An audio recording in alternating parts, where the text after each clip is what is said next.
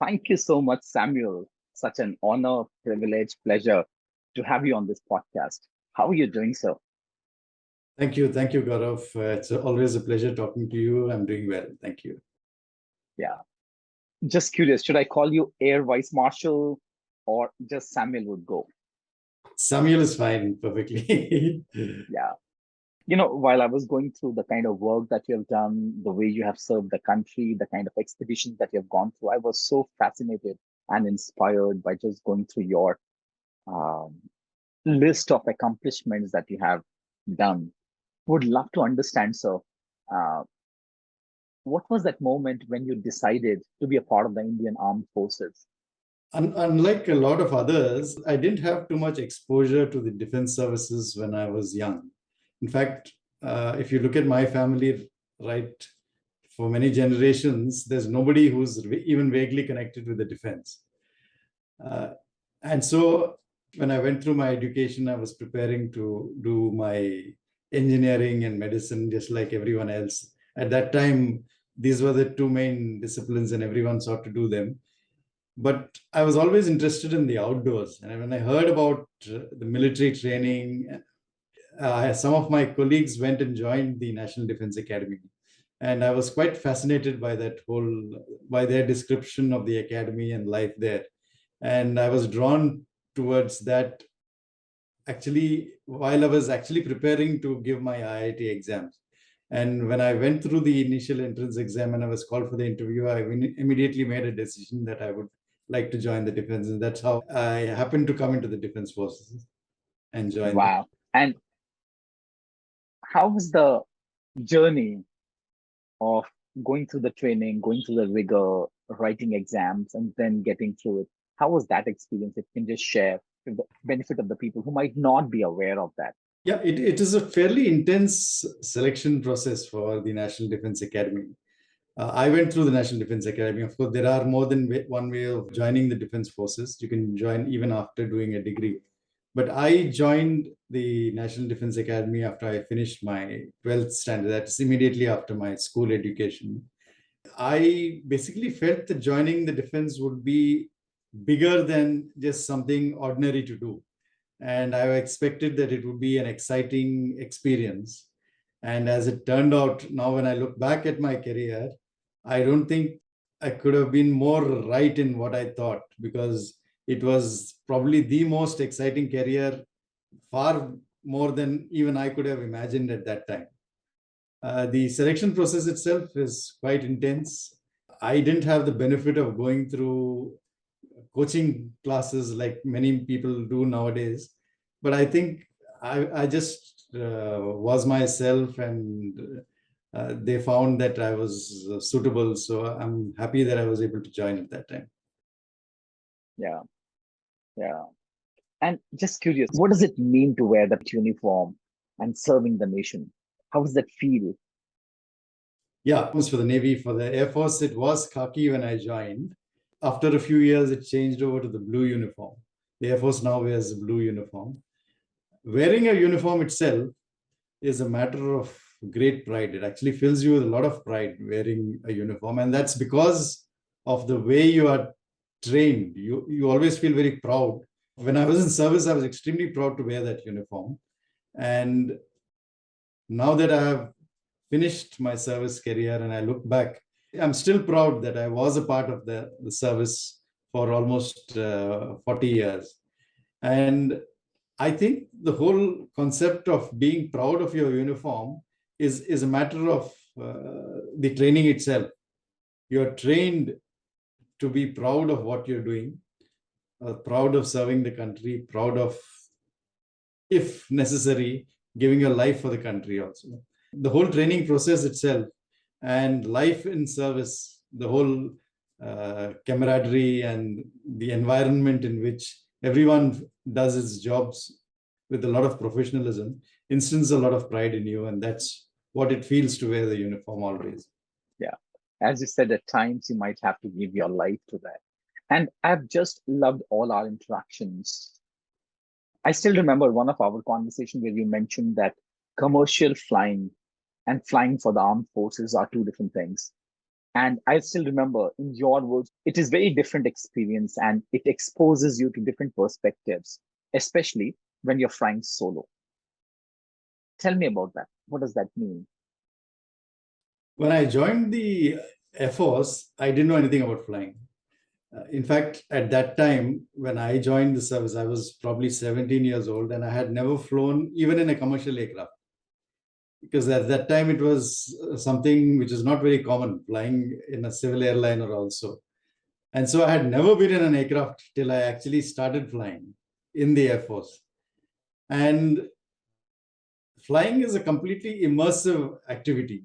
When you're flying, when you're handling the controls physically, you can't think of anything else. It is so immersive that you forget about everything else. It is thrilling. There's a sense of danger involved, which drives your adrenaline to very high levels. And it requires a kind of attention that completely involves you and completely immerses you. And when you actually go through this process of training and fly solo for the first time, that's a big day because you kind of are deemed to have made it to becoming a pilot when you go solo. And flying solo is probably an experience which is second to none because that is something which is very difficult to describe. You're alone in a machine, you take it up to whatever, 20,000 feet in the sky, and you feel like you escaped from the world itself. You have a bird's eye view of the world itself, and it completely changed my perspective. And then you start doing a lot of aerobatics. You throw the aircraft around carefree because you don't have roads in the air. You can do whatever you want, and it's There are exhilarating. no traffic cops as well. No challan, nothing. Of course, there are rules you have to follow, and there are regulations you have to follow, but it's exhilarating, it's thrilling, and it's literally out of this world. So that's an experience. That's why you find that every pilot, once he starts flying, he just doesn't want to stop. In fact, it's a nightmare that he'll be asked to stop flying. Yeah. I still remember you said flying is addictive. Yeah. Tell me about that.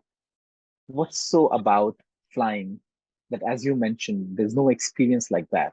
Once you start flying, you would not want to stop that. How does that make you feel about yourself? Flying, the ability to take a machine into the air, to do your task, whatever task you've been given to do with that machine, to bring it back and safely land at the airfield is something which gives you a lot of confidence in yourself because you have to work very hard for it. It's the whole training process is extremely tight. It's a process where you can't take anything easy even for one day. And so you have gone through that process. It gives you it gives you a sense of power. It gives you a sense of confidence, and it gives you a sense of being able to do something which is out of the ordinary. So all these things make it actually gives you an adrenaline rush, and that is what you get addicted to. So, in armed forces, what are the various reasons for which you have to fly? One is, I understand, when you are going for a war where you are supporting the army or military, or when you have to deliver ration at places where it's required, where you have to drop VIPs. What are the other reasons for you to fly? If you can just help us understand, because most of the civilians might not be exposed to the world that you are coming from. Yeah, there are broadly there are three types of flying in the Air Force, the three kinds of pilots in the Air Force. Because once you finish your flying training, which is common for everybody, there is a trifurcation where people go into three different streams. The one is a fighter stream where people fly the fighter aircraft. And there you are trained for combat in the fighter planes. The second is the transport aircraft, where you're flying the big transport aircraft and you're carrying passengers, you're carrying troops, and you're doing combat missions in the airfields and in enemy territory. And the third is helicopter flying. Now, I think of all of the three, I've been a helicopter pilot. Probably I'm biased towards it, but helicopter flying is the most diverse of all the three flying because there's a wide variety of activities involved with helicopter flying. You're, of course, carrying passengers like transport flying is one of the things, but that's just one. Delivering rations along the border to the army posts, rescuing people who are in distress, whether it is in floods, whether it is in cyclones, or whether it is in any type of distress, even mountaineers who are lost in the hills, you rescue people. Then you deliver in any kind of calamity. Your helicopters are always called upon to give aid to people as well as to rescue people. And then, of course, in combat, you also are trained to deliver ammunition. You can fire rockets, you can fire bombs, you can fire guns from the helicopters. So you're trained to carry commandos into battle, and in special operations do those kind of missions as well. And my assumption is that you have been involved in all different kinds of diverse activities, be it firing bombs or missiles. I still remember our conversation on the combats that you were involved in the year 1988 to 1990. So we will talk about that. I'm very curious, since you spoke about the diverse activities that you might get involved in when you are flying helicopters. At times, you might come across situations where you have to fly for those individuals that you might not respect. There are certain politicians that you might not have deep respect for, and yet you have to do the service because that's the mission that you're on to. How does that feel, and how do you deal with that kind of situation? No, one thing that the military trains you for, and it does that very well, is to fill each pilot or each officer the sense of duty. The sense of duty is the most important aspect of our training in service. And the need to maintain that sense of duty and to complete the mission as well as you can do it, or as well as that you are expected to do it, is irrelevant of the circumstances. In spite of all circumstances, whatever the circumstances, we recognize very early in service that there is a need to separate personal emotions and prejudices from the job at hand. So your biases, your prejudices, your personal preferences, you keep it on one side. Yes. Just focus on what you're The here job at for. hand, yes. Serve and do your duty. Right. And like I said earlier, flying is an immersive activity. You're so immersed in the job at hand and in doing it well, it requires a lot of concentration, irrespective of what you're doing. Because military flying is not like commercial flying. Because commercial flying is more or less taking off from an airfield and landing in another airfield. This involves a lot of activity, and without many of the aids which commercial pilots benefit from. So it helps that we don't really have the time to think of anything else while flying.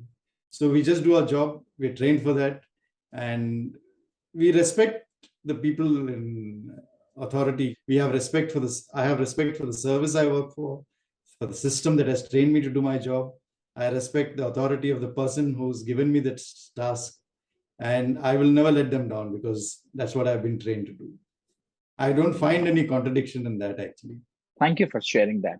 I think that's where we get stuck. I mean, I'll talk about myself actually, that how my own personal biases, my own prejudices, and my own assumptions and beliefs, they come in the way. And I think that's what keeps me away from serving the other person and doing my duties.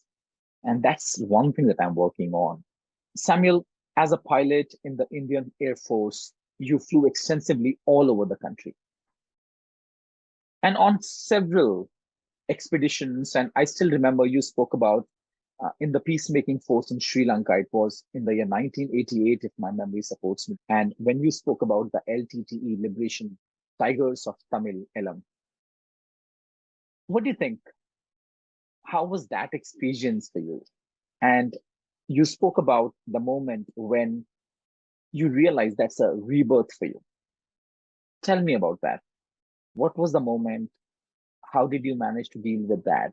In my flying career, I've come across many situations where I've been in situations where it could have led to an accident. In fact, it happens all the time. That's the kind of flying that we do. But this one really stands out because it was very early in my career that I had this opportunity to go into a completely combat situation where I was part of the Indian peacekeeping force, which went into Sri Lanka in 1988. And I was there for almost 2 years supporting the peacekeeping force. At one time, the peacekeeping force went into a full division of 80,000 people. And we were involved in all kinds of what you call guerrilla warfare, where there were hit and run episodes from the LTT side, and we were involved in trying to deal with that. And one of the missions, we had to go and drop a commando team in a very densely vegetated part of the jungle. There was no clearing in that area. So we went and looked for a clearing. We couldn't find it. So we decided to go and winch down people. Winching is a process which involves dropping each commando one by one, which takes a long time. So it was an extremely dangerous mission. There was a lot of deliberation as to whether we should actually do it, because it was the possibility of being hit by their small arms fire was very high. But it was decided that we'll go ahead. And so we did. And we took an escort of an attack helicopter with us. But the jungle was so thick that we couldn't see anything. And when we started, we went and hovered at treetop level. And we started dropping the commandos one by one. That's when they started firing at us. And when you said treetop level, what was the level that you're talking about? And are you saying that you were flying a helicopter at that height? Is that what you meant? What we do is we come to a hover at a height of 20 meters. That's just above the treetop level. 20 meters, that's 20 it. meters, that's it. Because you were hovering a helicopter at 20 meters. Yes. Wow, okay. And then we throw a rope off the helicopter and the commandos come down with that rope. It's actually, in the case of winching, it's steel which attached to a motor which lowers each soldier one by one. And while we were doing that, obviously it takes time because you have to lower them one by one. One by one. And because the clearing was so small, we had to do that. And while we were doing that, they started firing at us. And we couldn't take off immediately because we had to retrieve the person who had gone down. And so in that process, we were under fire for almost a minute, I think. Wow. 60 seconds is a long time when you're under fire. Yeah. You're motionless at 20 meters above at one place. And you're trying to retrieve everything that has gone down and put it back into the helicopter. And of course, we took off after that and we landed at the nearest army base. But unfortunately, we lost the leader of the team, the commando team. He died because of the firing. And we realized that the helicopter was badly hit. 26 bullets came to the helicopter, including the cockpit. My engineer, my co-pilot were all hit, but we managed to fly the helicopter out. And so that was one experience which stands out even now. And I distinctly remember every second of that episode as it runs through my mind, because I can remember the expressions on the faces of everybody and how they did their job. In spite of all the firing, everyone did his job. Nobody panicked, and we managed to get out of that place. And what was going on in your mind? Because the controls were in your hand. Yes. Once again, I would say our training is so good that we just concentrate on the mission at hand. We practice scenarios where things are likely to happen to us. In flying, what typically happens is we practice all our emergencies before every sortie, irrespective of the fact that you've done it probably just 1 hour before. We practice all the emergencies. They're called react emergencies, where you don't have time to think. So we practice all of them before we take off for a sortie. And we are trained to do that so rigorously that we do it in spite of the fact that we know we've just done it probably an hour before or 2 hours before. We do it again. And that's what helps. Rigorous training helps us to just go through with the motions of doing things as they are supposed to be done because you've practiced it so many times earlier. And that's what military training does You really know, well. Samuel, this is something that I've never understood. Be it people from the armed forces or people who are from the opposite party when we are talking about terrorists and when you are talking about LTTE. What do you think when how could they get so aggressive and pick up the suicidal tendencies and willingness to kill others mercilessly? What's your views on that? I think all human beings are the same. When human beings are convinced that they have a cause, whether it's right or wrong is a matter of opinion. But if a human being is convinced that he's fighting for a cause, he is willing to do anything for that cause. Like we say that we are willing to lay down our lives if required for our country because we believe in the cause. We believe that the security of the national security and the security of the countries is more important than the life of one individual. The same way, each individual of every organization, irrespective of which organization he believes, even a terrorist organization, he believes that the cause is bigger than himself, that he himself, his life. And so that's what causes him, gives lesser importance to his own life as compared to the cause. And we've seen that everywhere, wherever we've gone and dealt with these kind of organizations. Yeah, yeah. Something to really ponder on. And I'm just wondering, I could relate to that giving your life for the country. But as we're talking about the terrorist organizations, what is it that must be going on in their mind? What is the cause that they are fighting for? They believe that they have not been given their due as members of society in that country. And they believe that's a cause worth fighting for, and that's a cause worth laying down their lives for. And once a person believes that this human spirit is so dominant that it actually is willing to do anything for that cause. Yeah. And I think these tendencies are so visible in day-to-day lives as well, right? When we are dealing with people with reactive patterns who start to shout at people, who get angry, the road rages that we see, I think those are the same instinctive patterns that we notice on day-to-day life as well. Is my understanding right? Yeah, you're right in the sense that very often it is exactly that which comes out and which causes us to behave in a manner which but I don't think most people do it very consciously, in the sense like a person, people like the LTT who are fighting for a cause, they've probably given it a lot of thought, or people in the military, we've given it a lot of thought and we've said that the cause is worth fighting for. But in day-to-day life, when you are dealing with people, you are probably reacting to the base instinct of safeguarding your interests without really giving it too much thought. Because if you had given it too much thought and probably looked at it at a more holistic level, you would realize that what you are abusing somebody for, or you're shouting at somebody for, you're getting angry at somebody for, or losing a temper at somebody for, is really not worth it.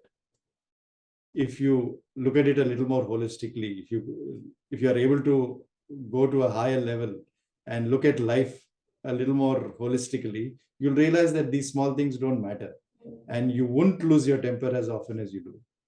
Yeah, so true. So true. But I think it takes, I mean, we take a lot of time to realize that our reactions are not even worth it. You know, the kind of experiences that you're talking about, flying at 20,000 feet above ground, or being involved in one of the combats where you're willing to give your life to. I don't think that when you are at that vantage point in your life, you would give a thought to what's happening at the family front, whether you're getting water on day-to-day basis or not, the kind of petty issues that most of the civilians, including me, we get involved in. Yeah, you're right. And you actually don't have time to think about those things. I'm not saying that is the right thing to do or not, but most often when you're involved in situations like this, you don't have the time to think about that. That's why we give a lot of importance to the collective nature of our society. In the military, the campus where we are, we try and help families try and live together and help each other, because they know that very often the officers themselves are not present to deal with the routine day-to-day issues of life. So the families have a lot of support from each other during at times when we are not there to help them out. Yeah. You've got amazing experiences in your life. And of course, at times it could be life-threatening as well. The one experience that you spoke about, a scientific expedition that you were involved in Antarctica. One of those episodes of your life that shook you to the core, you mentioned.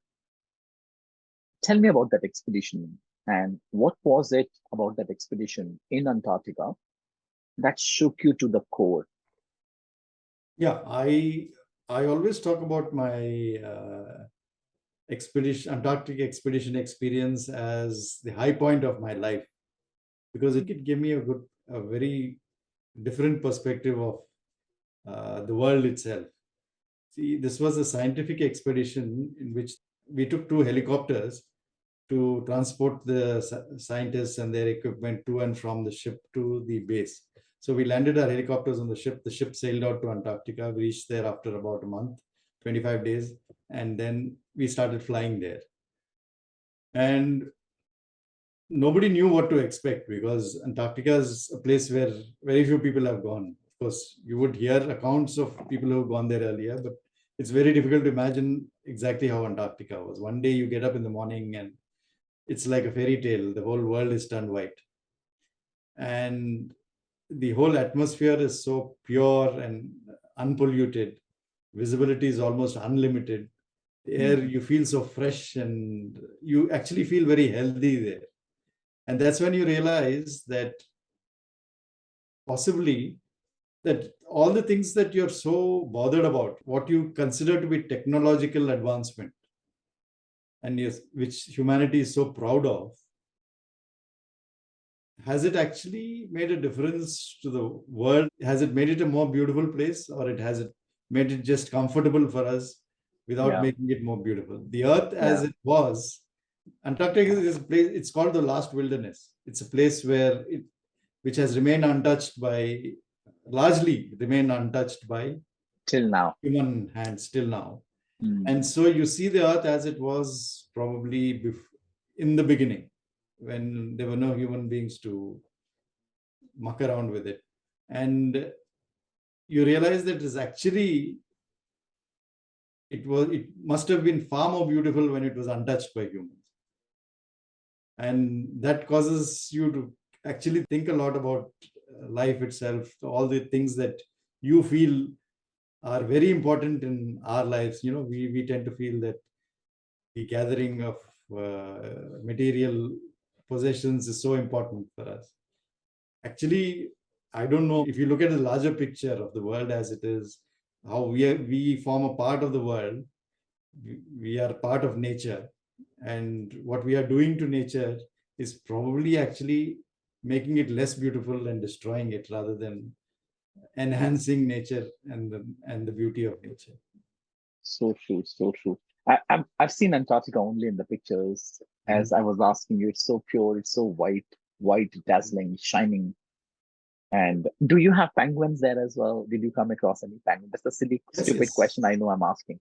There are a lot. Come across a lot of penguins, and they're extremely fascinating creatures. Actually, you can spend hours watching penguins, the way they interact with each other. They move around in small colonies or groups, and very, very interesting to watch them. So tell us, what was the expedition, and why was that the high point of your life? What happened in that expedition? Yeah, well, the expedition by itself was one of the most, like I said, was one of the most interesting experiences. It was the most thrilling experiences to fly around in Antarctica, in a land where we probably, the areas we've been to, nobody has ever been before. That itself is a thrill by itself. But there was an unfortunate accident in Antarctica where we lost 4 of our scientists. One of the tasks we had to do was to take our scientists in helicopters and drop them in the hills, right up in the hills at 10,000 feet, where they set up small camps to do the scientific experiments. They collected rock samples and other samples. And they would stay there for a week, and we would go there every morning and give them rations so that they could continue with their work. And we dropped 4 of the scientists there one day. They would stay in a small Arctic tent with one generator. And the next morning, when we went to give them rations, we found that there was no movement. Otherwise, they would normally come out to welcome the helicopter landing there. And right till the time the switch stopped, nobody came out. We went to the tent and we found they seemed to be sleeping there. And when we tried to interact with them, we realized that they were no more. All 4 of them had died. This was an unfortunate accident involving carbon monoxide poisoning. They probably ran the generator in the tent for some time. And carbon monoxide being a silent killer, it just finished all of them. And this was something which, of course, I had seen combat before that. I had seen death. I had seen a lot of, I've been in a lot of situations in the military where we had to face our colleagues. We're losing our colleagues in combat. But for an expedition which consists of 120 members, most of whom are civilians, we found that there was a big difference between the way we dealt with losing our colleagues, with death and losing our colleagues, and the way with the others dealt with that, because they were not trained for it, or they were not ready for it. Probably nobody can train you for death, but they can train you to be ready to deal with it.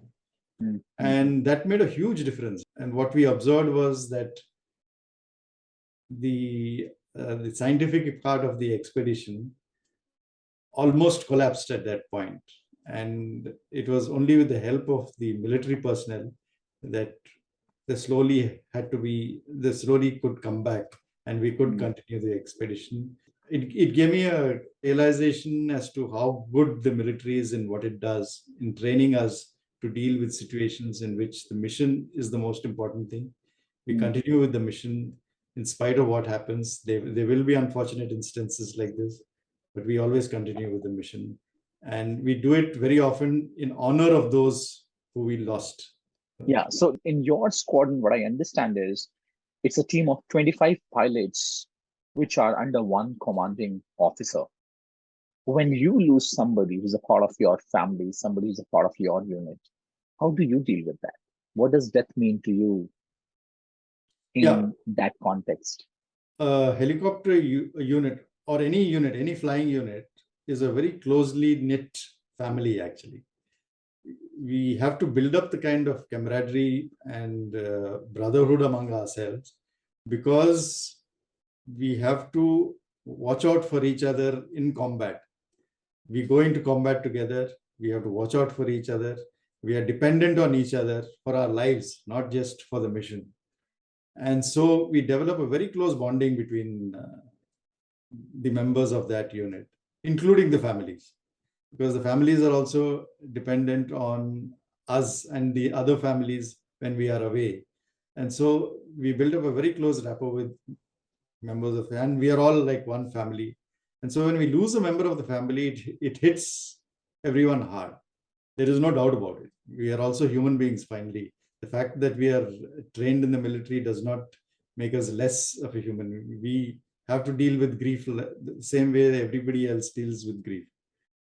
But that's when our training comes in, where we realize that what we are doing is far more important than sitting down and grieving. Grief can come later. There will be a time for grief. And we are trained to carry on with the mission till we are able to deal with that grief at a later time in life. And we are able to deal with the mission as well as we would have otherwise. In fact, we do it with more motivation because of somebody we have lost in the process. So it is a tradition in service in the Air Force that when we lose a colleague in military action, which do happen quite often, we do lose colleagues quite often. I'm sure. So the next morning, it is a tradition that every pilot will fly. And that's a tradition we follow very meticulously because we believe that that is the way it needs to be done. We honor our colleagues by doing that, by continuing with the mission for which they have given their lives. And noticing yourself, what does it mean to fly? What does it mean to deal with emotion when you're surrounded by grief, when you've lost somebody who's a part of your family, as you mentioned? I have realized throughout my military career and my training that the human body can adapt to anything, including extreme physical hardship. Our training is at times very, very tough. And we go through a lot of hardship. And the whole aim of this going through hardship, it's not that we have to do that in a wartime situation. We may never come across such situations. But the whole aim is to reveal to us that the human body is capable of a lot more. We have a lot more inner strength and power. And resilience, and power, as you said, that then we even realize. And so the human body can adapt to anything. It's just a matter of the mind, putting your mind to it and training your body for it. Firstly, it is the mind, and then it is the body which you have to train for it. And as always, the mind is more important than the body. The body will follow. The mind has to be ready for it. It sounds easy, but I know how difficult it would have been, how difficult it is to deal with grief and continue with your task. But I think as you are emphasizing on the way you are trained, probably I think that's what makes all the difference. It is essentially the training, of course, and the whole environment in which you belong to and which you're a part of, where everybody is involved in the process and everybody realizes that this has to be done. And you're always talking about it. Irrespective, we may be at peace most of the time, but we are always training for war and we are always talking about war because that's what that is the ultimate purpose of the military and the defense forces. Samuel, just curious, we are talking about your experiences of being in Antarctica. You spoke about the combats that you were involved in. There were lots going on between our neighboring countries, be it China, be it Pakistan. Have you experienced any kind of situation with either Pakistan or China that you may want to share with us? Had as part of my career is to fly with the United Nations in Africa. I was part of the United Nations peacekeeping force in Congo, and I was the commanding officer of a helicopter unit there. So I took a helicopter unit there. We were about 200 members, 20 pilots, and the rest of the maintenance crew. We were flying the same helicopters there. And we had to fly with an army battalion. Like in combat, you always fly with an army battalion, whether we do it here and we do it there. So when we went there, it was some other battalion which was there. But very shortly after we went there, this battalion was replaced by a Pakistani battalion. And that created a big issue for us because, as you know, our Western neighbor is what we consider to be our primary enemy. And our indoctrination, our training, our whole mental setup considers him to be the enemy. And there is a certain amount of there's a mental animosity which is built up towards, which is possibly required so that you are able to deal with missions in the way you're supposed to deal with them. And so throughout your life, when you are taught, when you're trained, when you talk about him as the enemy, and suddenly in the United Nations environment, you're told that he is no more the enemy. You have to now fly with him and deal with with somebody else who's an enemy. Hmm. So, how did you manage to keep the mission ahead of your personal sentiments, the sentiments that the nation has given you, and above all, convince your team to support as well? Yeah. So, there was a lot of resistance to this, which is expected because, apart from the fact that Hmm. we have a kind of a hatred for the forces across the border, there is also the fact that we don't want him to understand how we operate, because that could reveal some part of our operations which we don't want him to know. Hmm. But when I sat down and thought about what we should be doing, I had to redefine, or I had to define professionalism for myself.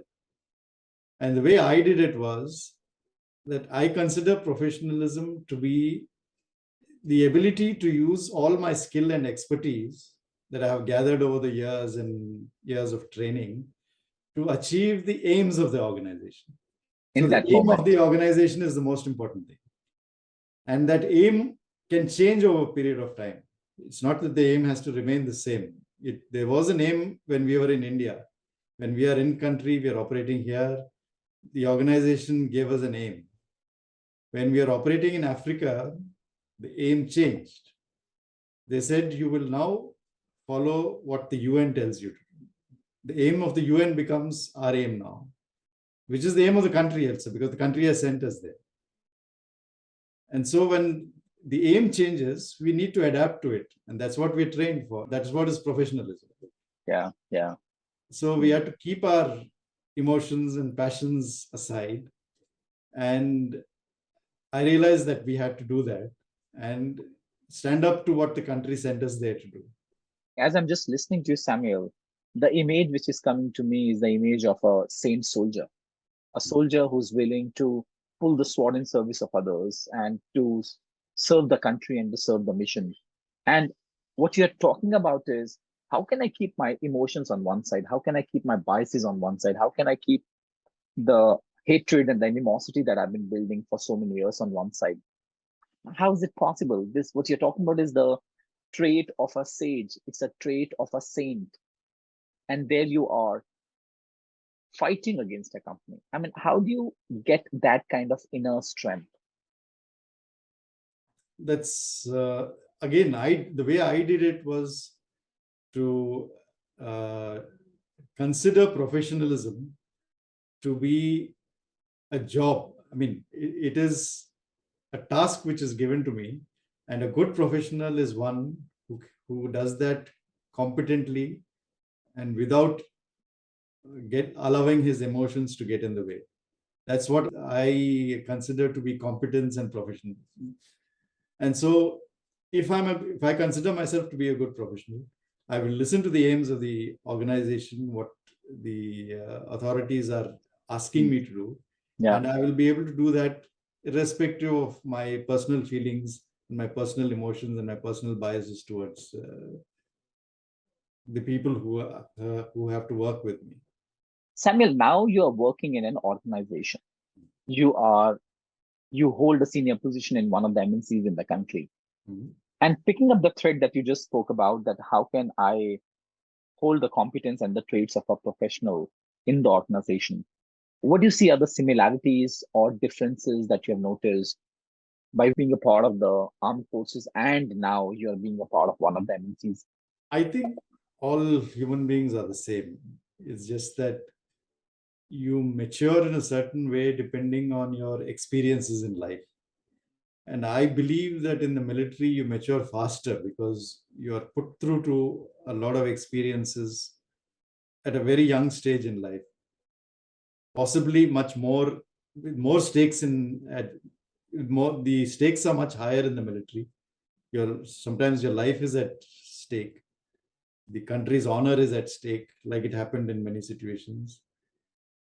The lives of others who are with you or below you or above you are at stake. They're dependent on you for their lives. You are leading people, so their lives are. I feel it's just a matter of maturing faster. We mature faster in the military than possibly others do.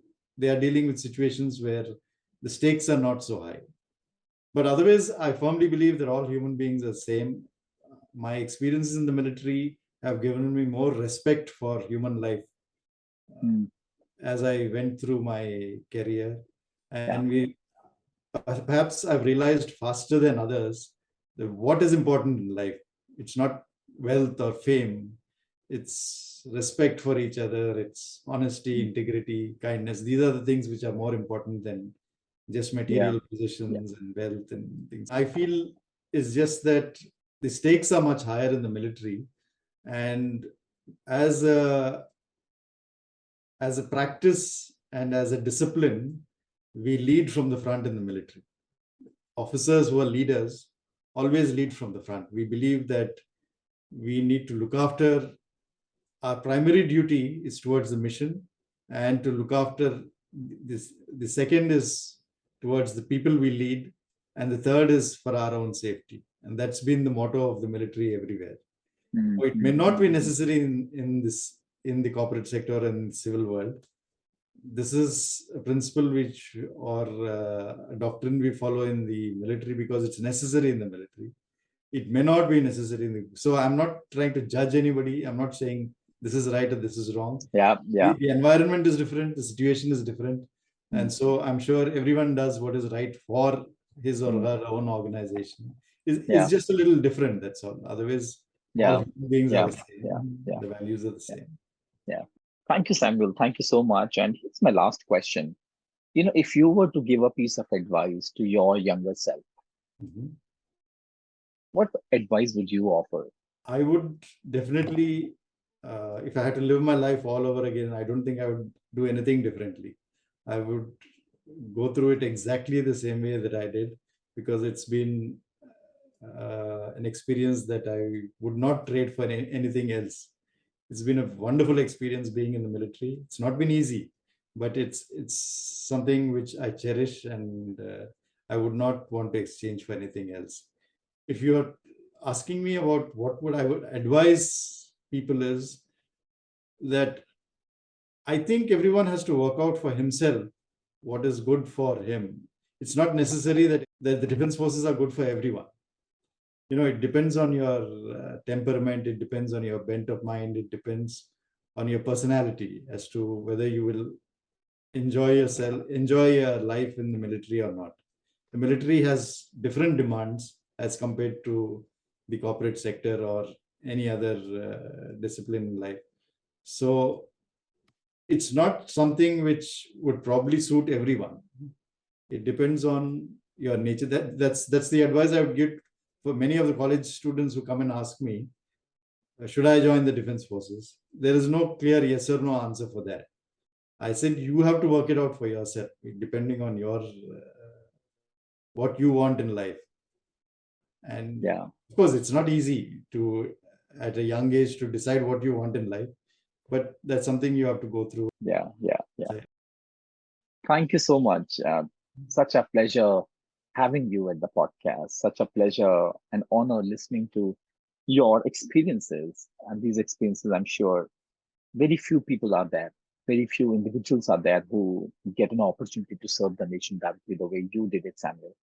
And as I mentioned, such an honor for me to just to sit in front of you and listen to your stories, listen to those stories that have definitely moved me. And I'm sure everyone who's listening to this conversation would have experienced that within themselves. So lots and lots of respect to you, gratitude to you for all the great work that you've done for the country. Thank you. Thanks a lot, Gaurav. Always a pleasure interacting with you.